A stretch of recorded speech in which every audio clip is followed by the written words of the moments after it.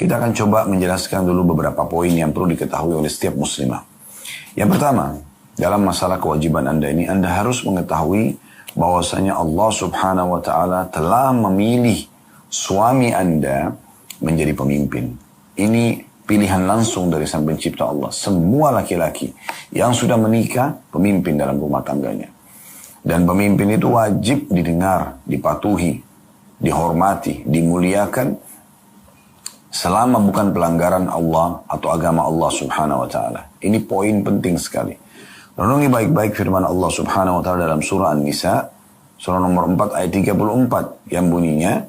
Jadi bagi teman-teman yang ikut bisa ditulis ya. Surah An-Nisa ayat 34, surah nomor 4 ayat 34. Yang bunyinya ar-rijalu qawwamuna 'alan nisa'i bima faddalallahu ba'dahum 'ala ba'din wa bima anfaqu min amwalihim fas-salihatu qanitatun hafizatun lil ghaibi bima hafizallah wallati takhafuna nushuzahunna fa'iduhunna wahjuruhunna fil madaji wadribuhun fa in ata'nakum fala tabghu 'alayhinna sabila. Kaum laki-laki itu adalah pemimpin bagi kaum wanita. Dari mulai turun ayat ini sampai hari kiamat akan berlaku penobatan ini. Ya, kalau memang laki-laki dipilih menjadi pemimpin wanita. Itu semua karena Allah atau karena Allah telah melebihkan sebagian mereka, maksudnya laki-laki, atas sebagian yang lain, wanita. Dan karena mereka laki-laki telah menafkahkan sebagian dari harta mereka.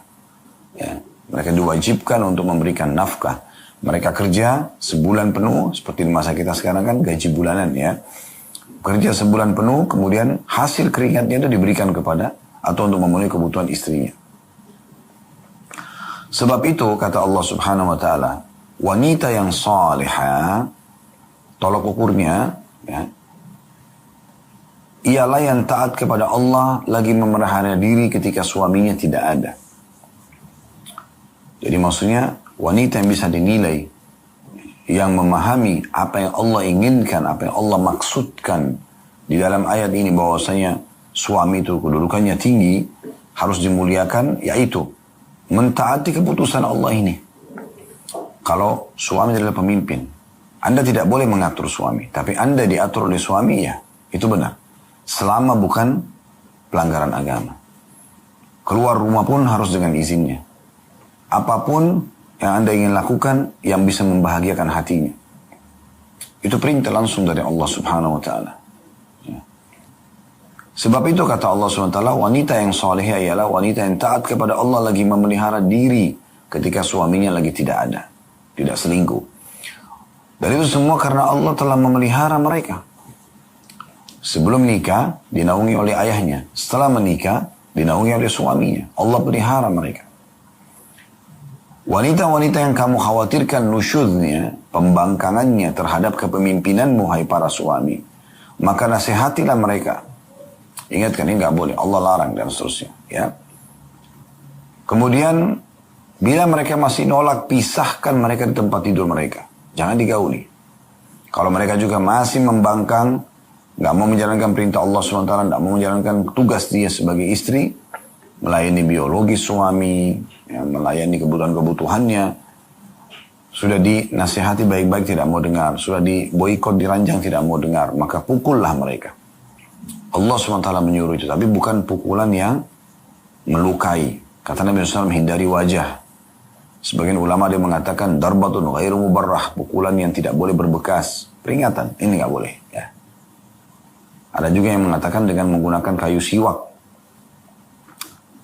Lalu Allah mengatakan kemudian jika mereka para istri mentaatimu, berubah sikap, mau jadi lebih patuh kepada Allah dan juga melayani suaminya, maka janganlah kamu sengaja wahai para suami cari-cari jalan untuk menyusahkannya. Ya. Ayat ini dasar sekali dalam masalah kewajiban istri. Banyak di antara kaum wanita tidak faham tentang kedudukan suaminya. Tidak faham bahwasanya orang ini adalah kunci dia masuk ke dalam surga. Ya. Nabi SAW menjelaskan tentang agungnya kedudukan suami itu dalam sebuah hadis yang sahih riwayat Abu Daud, riwayat Tirmidzi, riwayat Ibnu Majah, riwayat Ahmad. Dan ini hadis disahihkan oleh para ulama hadis. Kata Nabi SAW, "Wa kuntu amiran ahadan an yasjuda li ahadin la amartu an-nisa an yasjudna li azwajihinna lima ja'ala Allahu lahum 'alaihinna min al-haqq." Seandainya aku boleh memerintahkan seseorang sujud, ya. Seandainya aku memerintahkan seseorang untuk sujud pada yang lain, boleh itu, ya, selain daripada Allah, tentu tidak boleh, ya. Maka aku akan memerintahkan para wanita untuk sujud pada suaminya, karena Allah telah menjadikan begitu besarnya hak suami yang menjadi kewajiban istri. Ini poin luar biasa.